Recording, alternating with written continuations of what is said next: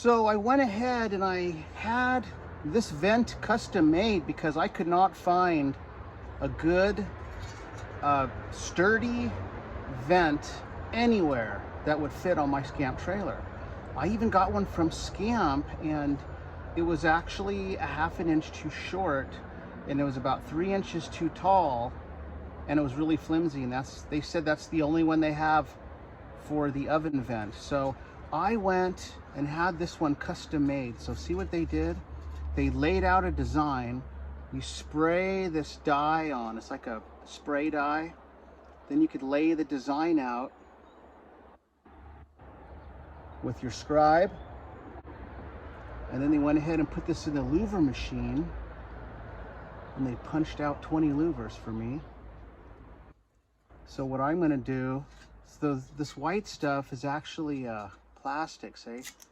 It's protective, so it's really nice aluminum underneath. So I'm gonna go ahead and take this off and let you see what it looks like.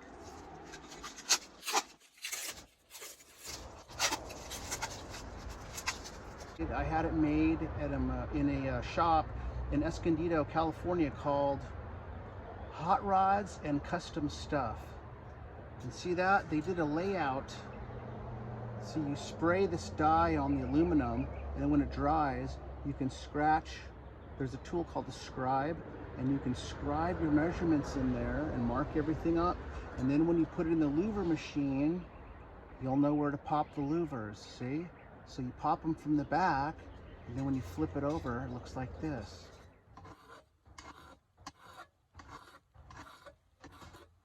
Just takes time. Take your time. You never want to go this way and then go back with the file. When you're filing, can you see this? When you're filing, you want to go one direction, lift it up. One direction, lift it up. One direction, lift it up. You don't want to go like this and then go back and forth like this. There's people that file like this, they go, that's wrong. You're supposed to go like this, lift it up. When you go back like that, that's called dragging a file. I did that one time in a machine shop when I first started machining professionally, because I took a lot of classes in college. And I remember someone telling me, don't let Leroy see you dragging a file. So I went like this, and then I went back, and the owner's name was Leroy. He passed away a long time ago, but someone said, do not let Leroy see you dragging a file.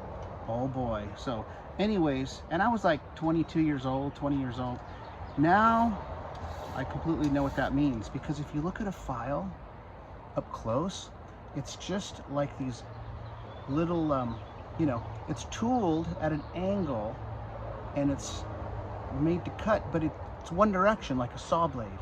So you can't go this way, and then when you come back, nothing's going to happen. And all you're doing is you're going to dull the back of those blades. So that's called dragging a file. Never go like this and like this, okay? You just go like this. And you'd be surprised how quick it goes when you do it right. See, look at this. We only did this a few times. And look at that corner. It's beautiful. See? So we're going to do that on all of them. Just about like a 1/4 inch, 3/16 radius.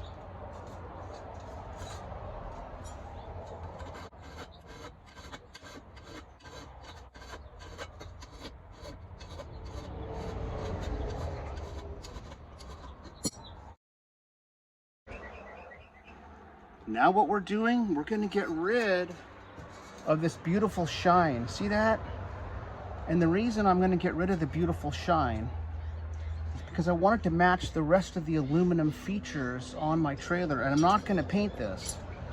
For instance,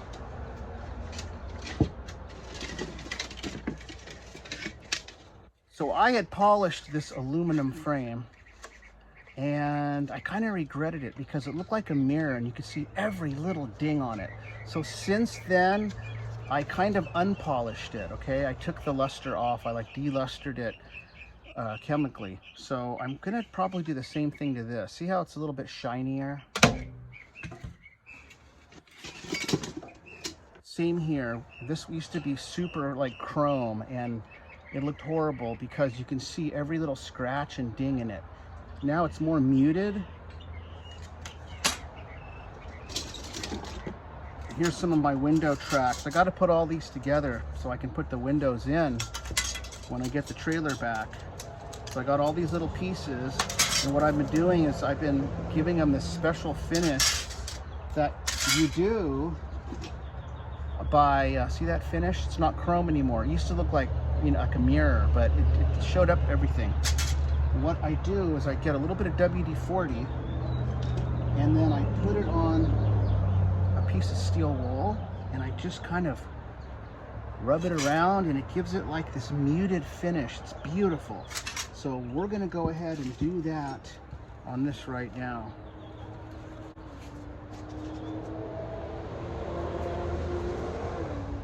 What I'm using is triple aught. That's the size of the steel wool. Triple aught. A little bit of WD-40. See that? Put WD-40 on here. Just kind of go back and forth like this. It's going to take the shine off, but that's okay. It's still going to look beautiful and it's going to look really clean. It's just going to have a muted finish and it's going to match everything else.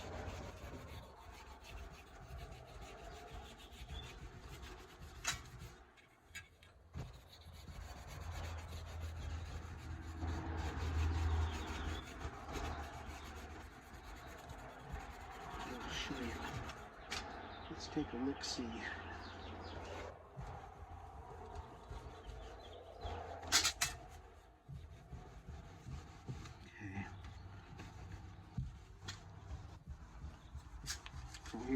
Here's a perfect example. So now, see how it's a little bit more muted, but over here it's a little more shinier. See the difference? So this is just going to match some of the other stuff better. Gives it more of a older appearance too. It looks like it has some patina, like it's kind of old.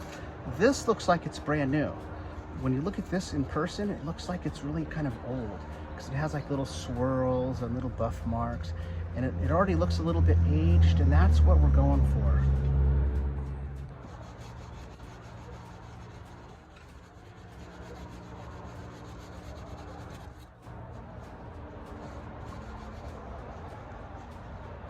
Just take your time.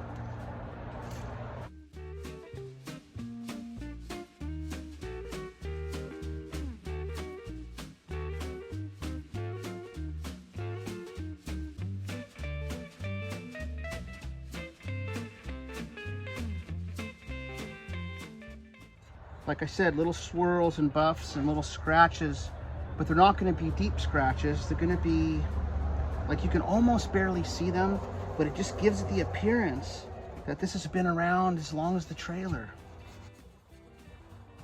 Now, if you just use steel wool by itself, you're going to scuff it up a lot more. So with the WD-40, it just kind of mildly does it, just mildly.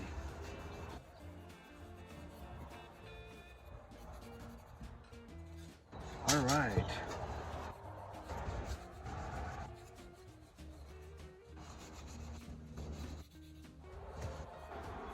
All right, well, I went ahead and cleaned all the WD-40 off, and now here it is.